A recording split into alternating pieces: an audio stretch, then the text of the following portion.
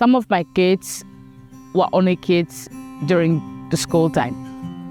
When they left the walls of the school, they had so much weight to carry, so many responsibilities. They are surviving.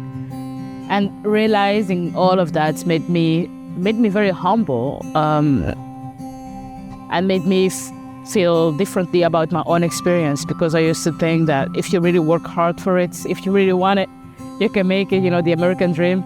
And by teaching, I realized that some people really, really want it, but they just can't, because it's so hard to even just show up. It takes so much for them to just be in school, present, and then they still have to learn, and they have to perform, and they have to push themselves. So it was the most humbling experience I had, I think. So my name is Ange Raïssa Uzanziga. I'm a first cohort alumni of Teach For Belgium. So I was in the cohort of 2014-2016. I thought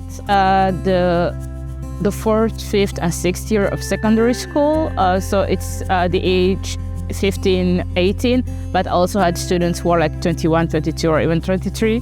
I had one student who was older than me when I started. And I was teaching Dutch in a French-speaking school, and also some English. So my current role is counselor for the youth policy of Brussels. So my role is to make sure that the voice of children and youngsters is taken into account in the policies that we put in place, and that we take into account their perspective, their vision, their needs in the way we organize the city. And also, more particular, I'm in charge of the youth council. When we started I think it's the first day of the academy, one of the first moments in the program, we learned about the principle of educability, le principe d'éducabilité. So basically, it's a principle that says that every child can learn.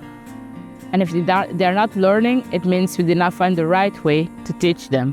It's a very interesting perspective, because it puts a lot of responsibility of the learning on the shoulder of the teacher. And that is something I really took with me, with the work I did as a teacher, the work I did as a trainer, but also now that I'm into policy, I kind of translated it into dignity.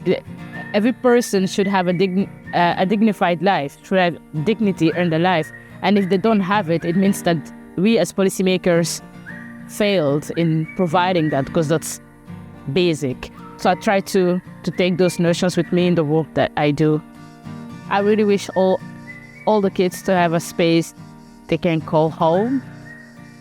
Does not have to be home per se, but the sense of belonging. I hope we can have that. I hope we can achieve a sense of belonging for all our kids.